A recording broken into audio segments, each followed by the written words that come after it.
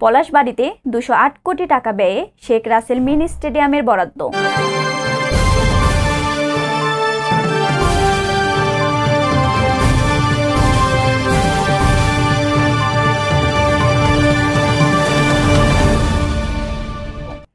দেশের 125টি উপজেলায় এরই মধ্যে নির্মাণ করা হয়েছে Sheikh Rasel mini stadium.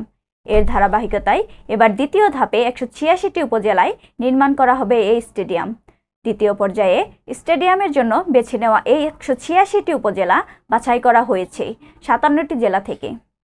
Stadium নির্মাণ বাস্তবায়ন করতে উপজেলা পর্যায়ে শেখ রাসেল মিনি স্টেডিয়াম নির্মাণ শীর্ষক একটি প্রকল্প হাতে নিচ্ছে যুব ও ক্রীড়া মন্ত্রণালয়। এটি বাস্তবায়নে ব্যয় হবে 1,818 কোটি 32 লাখ টাকা। প্রকল্পটি বাস্তবায়িত হলে উপজেলা পর্যায়ে ক্রীড়া প্রতিযোগিতা অনুষ্ঠান পরিচালনা সহ খেলোয়াড়দের অনুশীলন করার জন্য অবকাঠামো সুবিধা বাড়বে বলেও আশা করছেন সংশ্লিষ্টরা।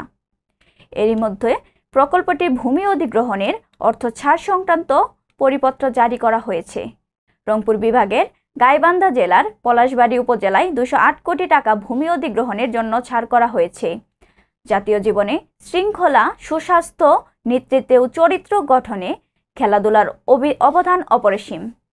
বিশেষ করে দেশের তরুণ ও যুব সমাজকে ক্রীড়া কার্যক্রমে আগ্রহ করে প্রাণচাঞ্চল্য ও চিত্ত বিনোদনের সুযোগ তৈরির মাধ্যমে তাদের পারস্পরিক সম্প্রীতি ও সৌহার্দ্যপূর্ণ পরিবেশ তৈরিতেও খেলাধুলার ভূমিকা অনস্বীকার্য।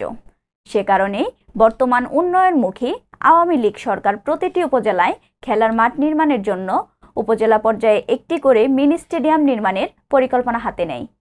গাইবান্ধা 3, পলাশবাড়ী সাদুল্লাপুর আসনের জাতীয় সংসদ সদস্য ও কেন্দ্রীয় কৃষক লীগের সাধারণ সম্পাদক অ্যাডভোকেট উম্মে কুলসুম স্মৃতির চেষ্টায় গাইবান্ধা জেলার মধ্যে পলাশবাড়ী উপজেলায় প্রথম শেখ রাসেল মিনি স্টেডিয়ামের জন্য ভূমি অধিগ্রহণের অর্থ ছাড় করা হয়।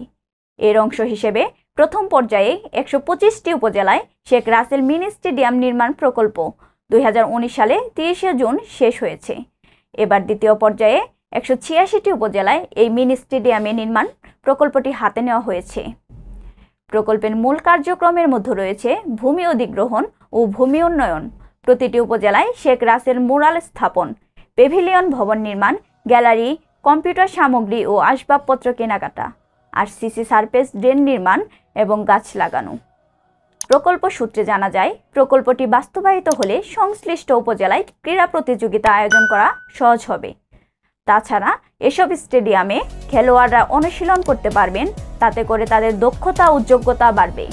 সার্বিকভাবে খেলাধুলার মান উন্নয়নে এই প্রকল্প সহায়ক হবে।